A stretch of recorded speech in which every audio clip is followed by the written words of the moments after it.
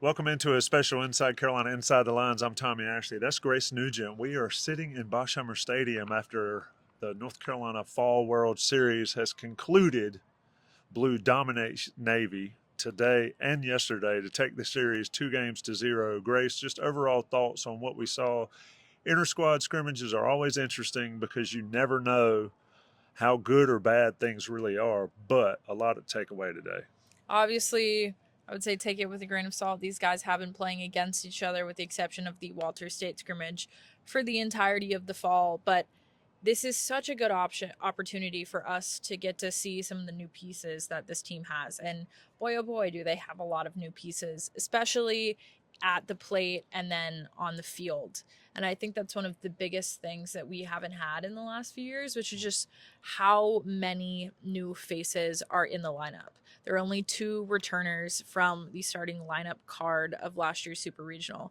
Those are Carter French and Gavin Gallagher. And Gavin specifically is going to be such a big part of this team. He is going to be, I believe, one of the vocal leaders. He's definitely going to be the leader in that lineup. And so a lot of things are going to rest on his shoulders. He obviously has the power. He had two homers in the College World Series. He's going to, I believe, lead the power category as well. I think Cooper Nicholson will be out there. That is a new face to watch from Iowa State Community College. He seems to have found a home at third base. And then two of those transfers that I'm looking at that I think will really set the ceiling for this team are Jake Schaffner and Owen Hull. Jake and Gavin have flip-flopped between second and short. I think that duo is going to be right there. And if Jake is playing short, it'll be the first time in probably 5 years that they have a tall shortstop. That really hasn't happened. No hate to either of the guys before there. They played some amazing short, but it'll be more of the stereotypical shortstop that you see in the bigs. And then Owen Hull seems to be sticking somewhere in that outfield. Presumably, if you ask me right now, I think he'll be playing center field. He's from George Mason. He has power and speed. He did get thrown out today, but he was definitely more aggressive on the base paths. So I think some of those guys are really going to set the ceiling for this team because the foundation is the pitching. We got to see a lot of arms. Now, obviously, they were notably absent some arms, A, for workloads, B, for injuries, and I think C, just they need some time to rest and recuperate. So we got to see some freshmen back to back and then some guys that I think could be really big pieces this upcoming season. Full disclosure, this third time we've done this. So Grace is powering through everything. Shout out to the non-pressing record button on there. But we always keep it real and keep it fun for you guys. There'll be plenty of written content, Grace's takeaways from this and the Fall World Series. And we'll come back together next week and try to do a full recap. But sitting here in Boshamer Stadium today, Macon Winslow, also one of those transfers from Duke, that'll be an important factor. I think the overarching theme that I've seen both in Walter State, both in the two World Series games, is this team and this coaching staff has a ton of options. You mentioned some of them, but they've got options on the infield. Gavin can play second or short, Cooper Nicholson at third, Paulson's locked in at first probably. That outfield, though, I think is the question mark, and we're so used to seeing excellent to above excellent to elite outfield play for North Carolina over the past 2 or 3 years with Vance Honeycutt and Kane Kepley and D'Onofrio and those guys. It's going to be different, but they have options. You mentioned Owen Hull. Just a lot of choices Scott Forbes has got to make here until January.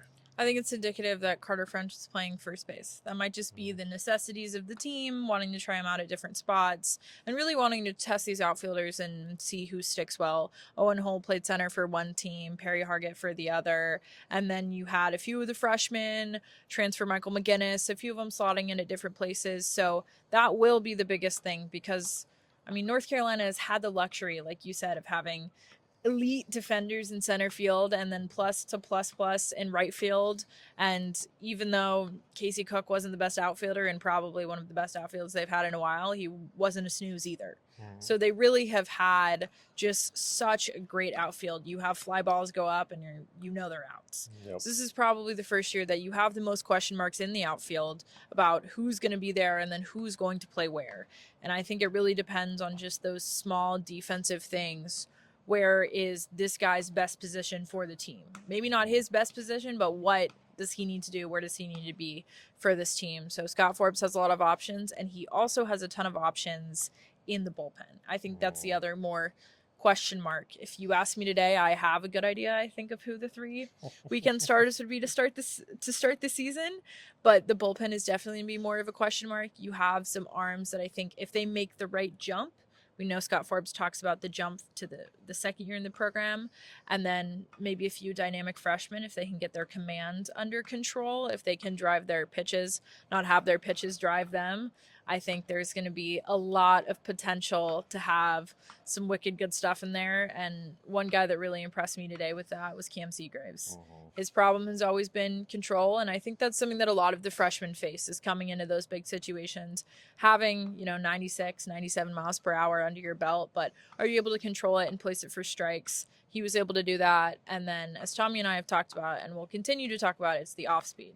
Developing those off-speed pitches, that third pitch, that fourth pitch, that's really going to set this bullpen and this pitching staff apart from being good to being great.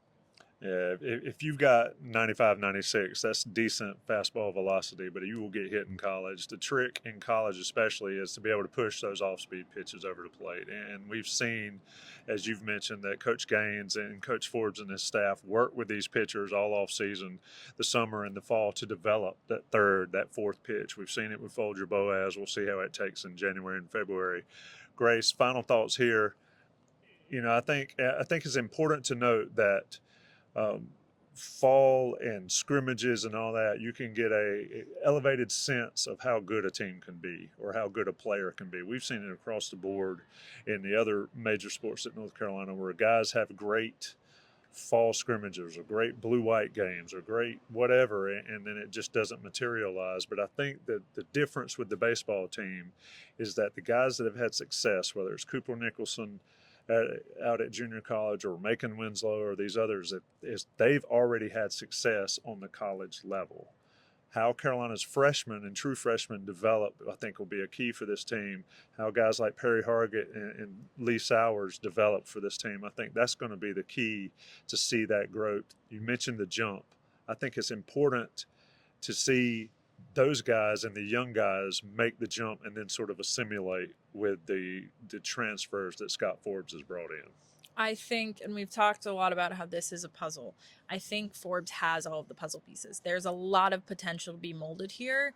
The question is, will the timing work out? Baseball is ultimately just the game of timing. And the bigs, it's, do you have the old guys in the lineup and the Jacob deGroms of the world to be able to hit with, to keep up with the Roman Anthonys? Are you timing the prospects up with the older veterans? And it's the same thing in college too. Are you timing everything up at the same time that you can get the most potential out of a team, especially when you blend younger guys that Jason is 19, but he has so much experience with older guys who have experience and have age, and then with freshmen, and then with transfers, you have to blend it all. You have to get it all together at the same time. So that's going to be the biggest storyline to watch, is can it all come together? Can Forbes mix it all up to be a concoction that works in the spring? I think he has such a great history of doing that. I would not be surprised at all that he does that again. But when you talk about some of these new guys, I don't really think you know exactly what this team is going to be until they put on that game day uniform, those blue pinstripes,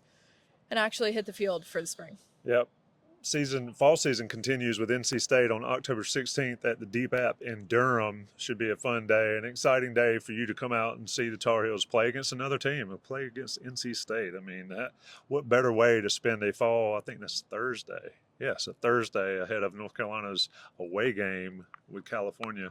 Stay tuned to Inside Carolina for coverage of that, for Grace Nugent's takeaways from the Fall World Series. And like I said, we'll try to get back next week and do more podcast interviews, hopefully get Coach Forbes on the show to talk more about North Carolina's progress here in the fall. Shout out to Johnny T-Shirt, JohnnyT-Shirt.com, always sponsors of this show. Shout out to Grace. I'm Tommy Ashley. We'll talk to everybody soon.